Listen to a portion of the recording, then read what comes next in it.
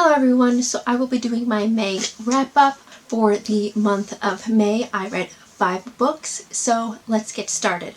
The first book I read was Charmed Life by Diana Wynne Jones. This is the first book in the Chrestomanci series. This is a middle grade fantasy novel about Gwendolyn and Kat, whose parents died and one of the townspeople agreed to take them in.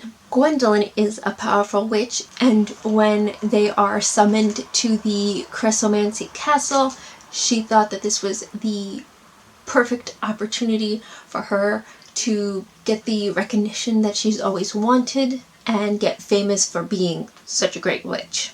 I really liked this book. It was a cute, easy read fantasy novel.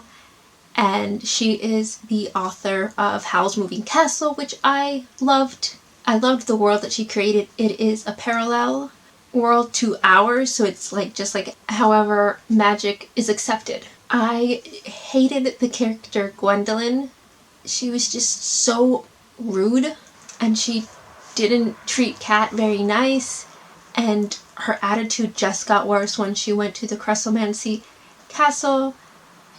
He told her that, she couldn't use magic, and she got so upset.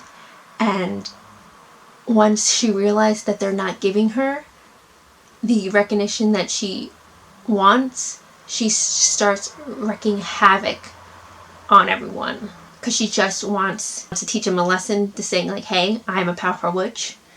Notice me.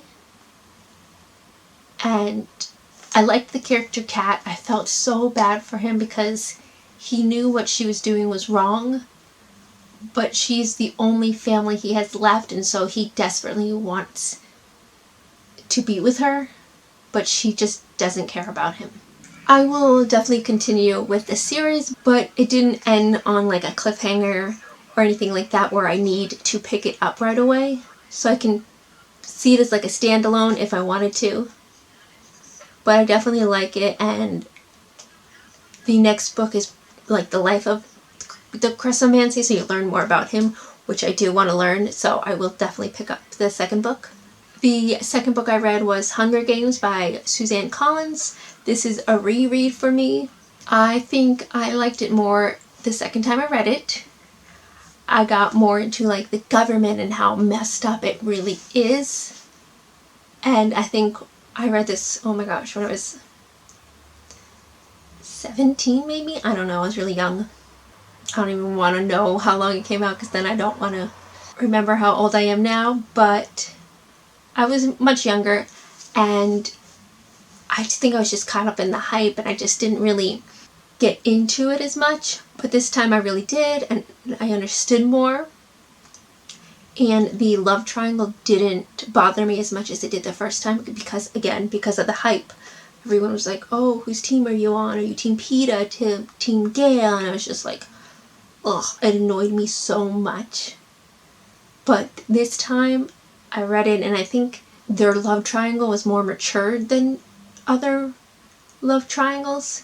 Gale, of course, was a little upset, but it wasn't really petty, and it made sense about the love triangle and how, she didn't really want a romance and how, she should be with Gale, but she doesn't want to be with anybody because she knows that if they have kids, they're destined to be in the Hunger Games, and she doesn't want that life, so she never thought about anybody in a romantic way. So the love triangle definitely didn't annoy me as much as it did the first time. The third book I read was Smile Now, Cry Later, Guns, Gangs, and Tattoos, My Life in Black and Gray by Freddie Negretti. So this is an autobiography about Freddie, who is now a famous tattoo artist. And when he was 12, he was confined to the LA juvenile facility, and there he met an older kid who came in was all covered in tattoos, and that's where he really started to love art and tattooing. And soon he became part of the La Sangria gang and became a regular guest at the juvenile facility, and there he really honed in his skill of tattooing. He would stick and poke himself with the tattoos, and soon he became really good at it, and soon tattooed other inmates, and soon everyone from gang members to Hollywood producers would want a piece of his black and gray style. I gave this a 4-star rating. The writing style isn't the best. The timeline is a little confusing, but the story is fantastic. I really got into it. He was in the foster care system since he was very young. His mom and dad were both in jail, and he was placed with a white family. And this family treated him very badly. They would just call him like a dirty Mexican, and soon he would run away, and that's how he got into like the gang life, because he'd run away and meet them. And I learned a lot about like the 70s and 80s Mexican gang life in LA, and it just made me realize that I live a very sheltered life in certain areas back then, and I'm sure now if you were Mexican you were just expected to be in a gang. And there was a lot of racism towards Mexicans, and I've never really experienced that. Like, I've had a few run-ins with racism, but it wasn't like full-on hate that I experienced, and I really didn't know that in certain areas it was really bad, because in certain areas they had a lot of Mexicans, and so people around them would be very racist towards that. But I never really lived in an area, and so I didn't really understand that. Like, I know there is hate now because of Trump and everything, and so I know that there's racism now, but I didn't know how bad it was throughout the years. I never understood why my dad, since I was younger, would say like, be careful who you tell that you're Mexican, because I never really understood that. But now reading this book I really do, because he must have faced a lot of racism since coming to this country many years ago. I am impressed with Freddie and how many times he picked himself up. Things would always just drag him down to being in the gang life and doing drugs, but he always found a way to pick himself up again and create a better life for him. And so I really liked that. And there are many pictures of his work, his tattoo work in this, and they're very impressive. Let me see. Like, you can see that. That's very awesome. And all like this, and that's freehand tattoo work that he did. Like, he is very famous for his black and gray work, and I understand why. The next book I read was Lord of the Rings, Part 1, The Fellowship of the Ring by J.R.R. Tolkien. I'm assuming everyone knows what this book is about. If you don't, the Ringwraiths are after the One Ring, and the Hobbit Frodo has that, and so they are after him because it's the Ring of Power. It will enable Sauron to destroy everything good in Middle-earth, and so he teams up with others to go to Mount Doom to destroy the ring. I gave this a 5-star rating. I absolutely loved it. I will recommend it to everyone, and I will say, if you haven't read this, that the first couple, maybe 50 pages or so or more, it's really hard to get into because it reads like a history book, because the author is amazing and created this whole world and this whole backstory about the Shire and the Hobbits, and it's created this whole backstory, and it is amazing, but it reads like a history book, so it can be a little hard to get into, especially if you don't know anything about Lord of the Rings, and so you don't love this world yet or these characters. But I encourage you to get past that because it is amazing.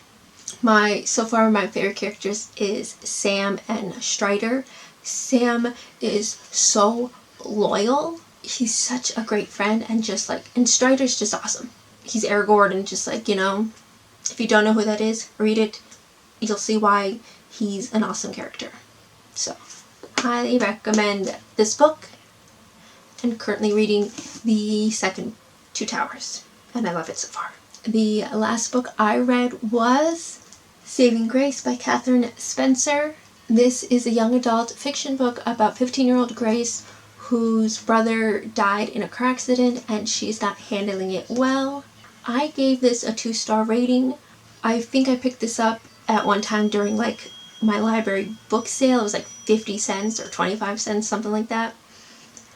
And I'm trying to read more books on my bookshelf, and so I just randomly picked this one out because it's very tiny and it's an easy read, and so it's like, why not? I'll knock this off in a day or two.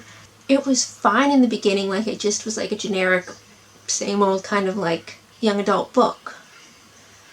But towards the ending is what I had a problem with it. The problem was that I had no idea it was religious. Like, yes, she said she stopped going to church and stopped believing in God, but it wasn't like in your face, like, oh, this is a religious book. Because I'm like, okay, that's normal.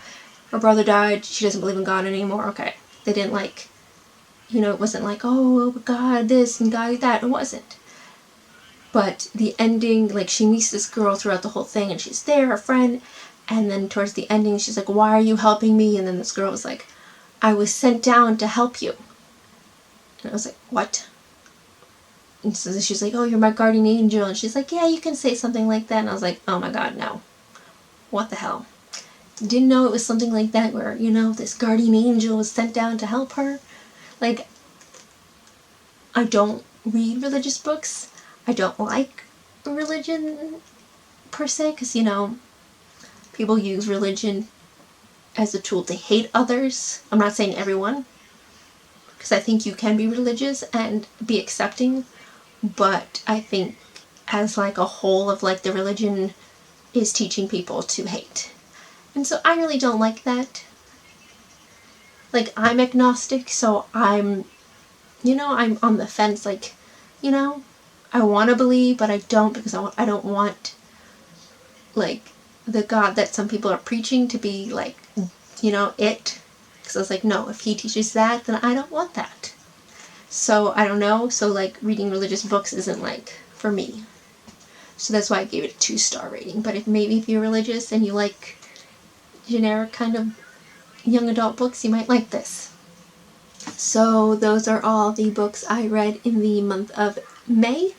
Like and subscribe, and I'll see y'all later. Bye!